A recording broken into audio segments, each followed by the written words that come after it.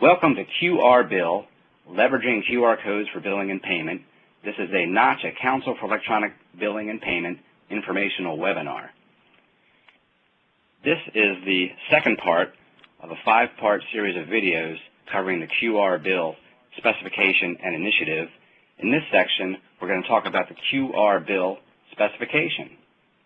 And I'm going to turn it over to Jane Wallace from Intuit to talk about the QR Bill Specification that was developed by Nacha's Council for Electronic Billing and Payment. Jane Wallace is Vice President at Intuit. She's an accredited ACH professional. Jane has worked for Intuit for the past 5 years in a number of leadership capacities, including digital banking product management, marketing and business development, EBPP program manager, and IT product management. She formerly held payments and IT leadership positions at Visa, Bank of America, and PNC Financial. Jane has been actively engaged with the Nacha community for over 25 years, from providing strategic direction and vision for electronic billing and payments, serving 2 terms on the Nacha board, and on the Council for Electronic Billing and Payment Steering Committee for the past 18 years. Most recently, she has been an active leader driving industry engagement for the QR Bill encoding specification. With that, I want to turn it over to Jane. Great. Thank you, Rob. Today, I'd like to talk about the QR Bill Specification and basically pull back the cover so you can see what's actually inside the specification. But before I do that, I want to provide a little bit of background on the QR Bill. As we know, in the bill pay space, there are 2 primary ways that consumers pay bills. The first is that they may go directly to the biller's website and pay the bill directly there, or they may use a financial institution or aggregator bill pay service. And for years we've been looking at this, and even though this data is a couple of years old, it really actually hasn't changed for the past several years. What we see in the yellow is about 50% of the payments made by consumers are made through their bank or aggregator, and about 50% are made through biller direct. So as we took a look at the QR Bill Specification, one of the things that we needed to figure out is how are we going to solve for both use cases? And in fact, what we said is, hey, let's have one QR bill that will solve for both use cases where a mobile device, whether it's a smartphone or a tablet, could be used to read the QR bill and for a consumer to make a bill pay. So the first thing we knew as we were looking at the QR encoding for the bill payments is, well, where should we be headed on this? First is an open standard. Secondly, a single QR code. And then third, that it could be read either by a generic or a proprietary reader. And fourth, that it would solve for many use cases. So in summary, the guidelines were developed as an open standard for a single QR code that can be read with either a generic or proprietary reader, solving for many use cases. So from a specification perspective, the actual guidelines cover the payload requirements, the size of the QR code, and what data elements are included. Because this single QR code needs to be read in multiple channels and multiple stakeholders, we needed to make sure that everyone was following a particular standard so it could be used ubiquitously. As far as the use cases, we're looking at the information contained in this QR bill is extremely flexible. It can be used, as I said earlier, in both the biller direct and the financial institution or aggregator site, and it could be used by a consumer to view bills, make bill payments, do an e-bill enrollment, or to set up payees within the online banking experience. So from a guiding principles perspective, one QR bill, multiple channels. And as I said earlier, that the QR bill works in both the biller direct and the FI aggregator channels. But what's also unique about this is that the experience in the the channel is managed by the channel provider. So specifically, when the consumer is directed to the biller website for making a bill pay at that biller's website, the biller is controlling the experience. The biller determines whether or not there is going to be a specific type of authentication, what the navigation will be, and the various use cases that would be supported. That's all within the control of the biller. When the consumer is using his or her bill pay service provided by their financial institution or aggregator, the financial institution aggregator controls the experience and what that looks like. So let's keep that in mind as we explore the specification a little bit further. The first thing is on the payload, you can see here a sample. And there are some things that as you look at it, you actually can recognize. You can see www.pge. So that's the URL for that particular biller. And then there are a lot of numbers, and you'll see that there are a lot of semicolons. And actually the semicolons are used as delimiters. When we pull apart the specification, you'll see that it covers two important elements. The first being the biller identification information. Who is the biller sending out this bill? And then there is information that is specific to that consumer in order to make the payment. So in the biller identification information, you'll see things that you'll recognize on a normal paper bill, such as the biller name and the physical address. Not all billers will provide their phone number on the front of the bill. It might be embedded in the back in the customer service area, but the biller certainly has the option of including that on their bill, but it will be contained within the QR code specification. You'll also notice that there are some fields here that have an asterisk, and those fields are optional fields, such as a biller ID. Now, this could be a sub-account number such as a group plan or a member ID as defined by the biller, or it could be something that the biller and their financial institution has defined to help route those payments electronically. That information is used by the biller and the financial institution. It is so it can be defined. It's an optional field and can be contained within the QR bill. On the biller defined field, there may be some information such as tracking the payment source or a payment type or an account type, and again, that information is optional.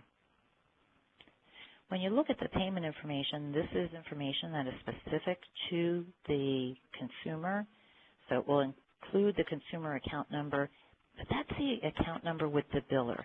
The consumer's account number at their financial institution that is used to make the payment is not included on the bill. And in fact, the biller does not have that information available today, nor do they print it on the bill, as you can imagine. And if the payment is made through the financial institution, the consumer's account number is not provided to the biller.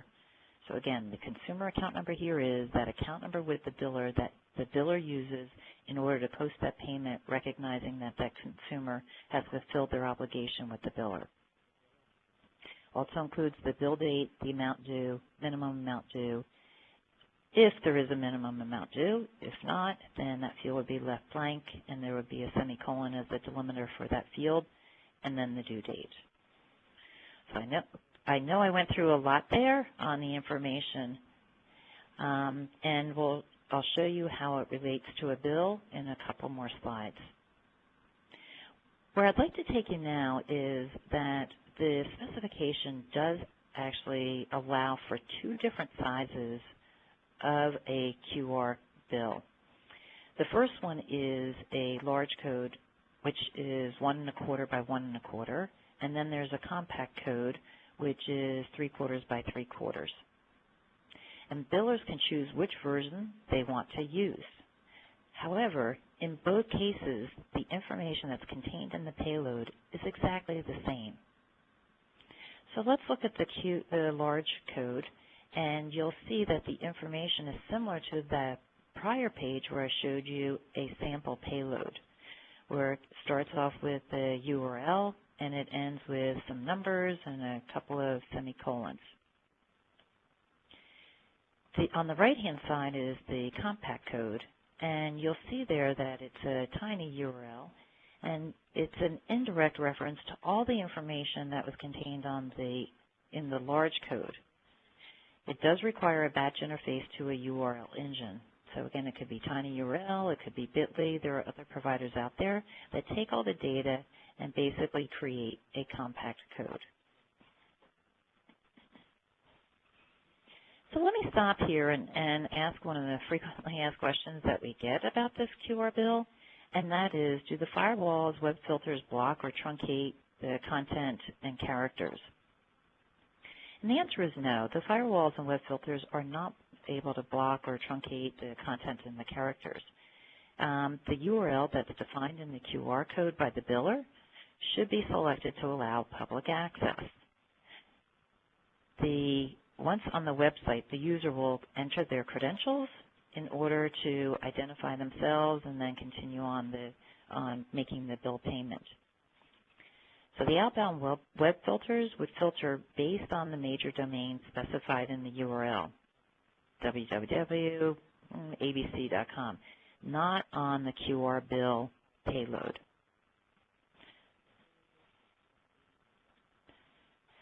So moving on, back to the specification, let's map the QR bill to a paper bill, and this is the large code. And I apologize for it being so dense, but there's a lot of information to cover here. First and foremost, what are you looking at? On the left side, you will see a photograph of a woman looking at a tablet or a smartphone. And that is actually a sample bill. It's the top of the bill where it contains information about the transactions that the biller is charging for. And over on the right-hand side, you will see some boxes on a coupon. And this is the remittance stub that if a consumer were still paying by paper check, they would tear that off and they would put that in the envelope. So on a paper bill, I'm showing you the top and the bottom split off, so we can map the information from the QR bill to the paper bill. There are 11 data elements that are identified here, and some are in bold and some are grayed out.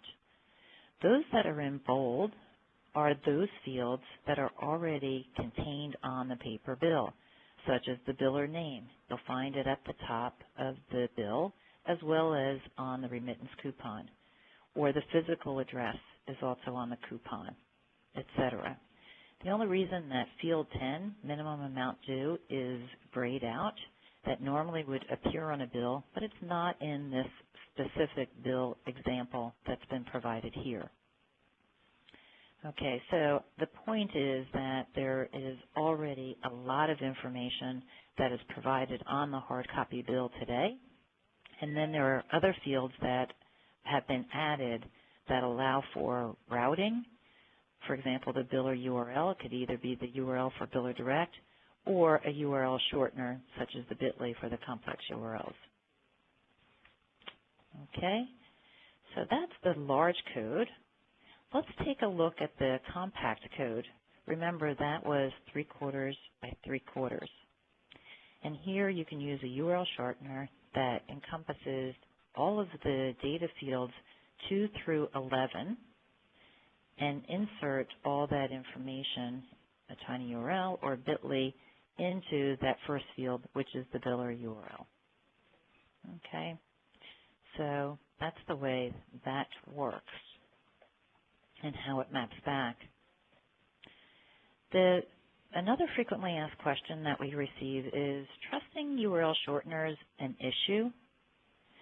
Now, on the URL shortener services, these are fully automated, and you only see a string of the input data with no field labels or context. As you saw in the sample payloads with the first couple of bytes, it said www.pge.com. So clearly you knew that was a URL if you were to read it in the clear. Beyond that, there were no field labels or context.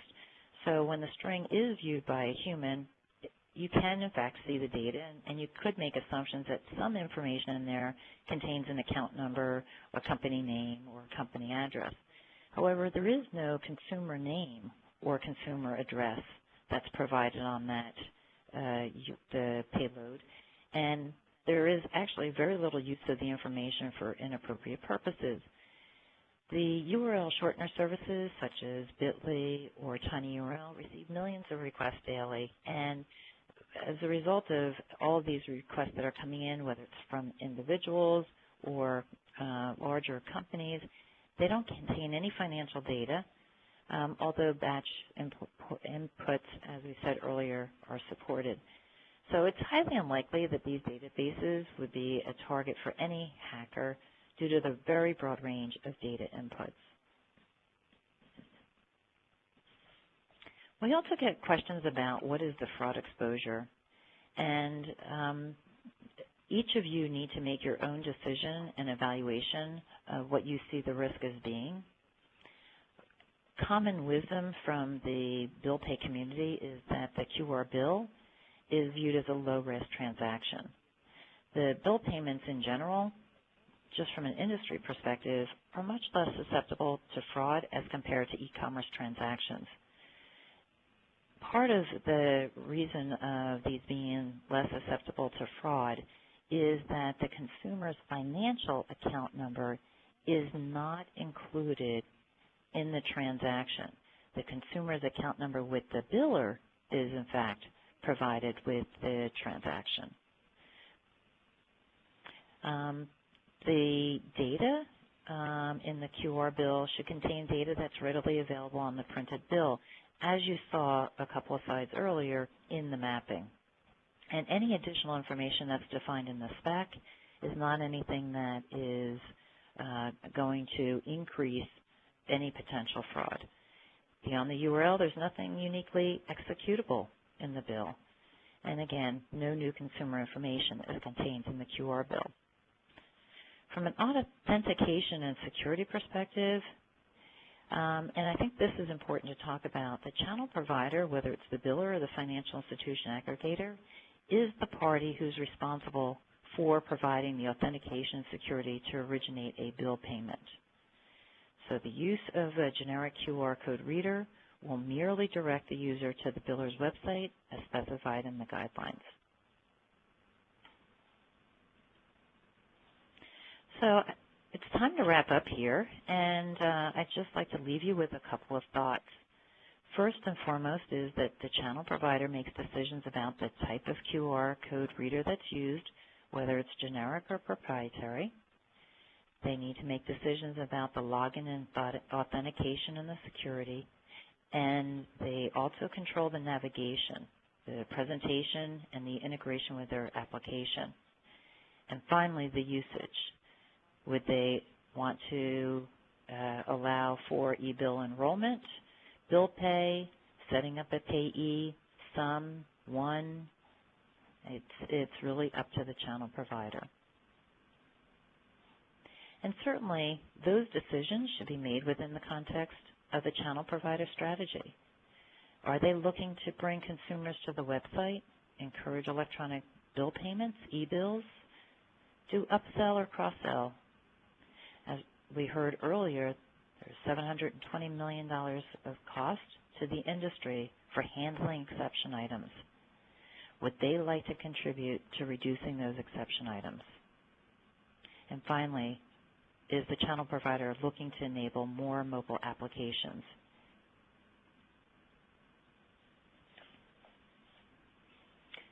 Rob, I'm turning it over to you. Yeah, thanks, Shane. That was a great overview of the QR bill specification. And it's so exciting to have this industry initiative. I think, as you said, there's been a long time debate in the electronic billing world, should biller direct win, or is it better to go to a bank consolidator model? And this specification really is agnostic. It really fits both use cases and other use cases as well as you described. Folks, if you would like a copy of the QR bill specification, you're welcome to email me.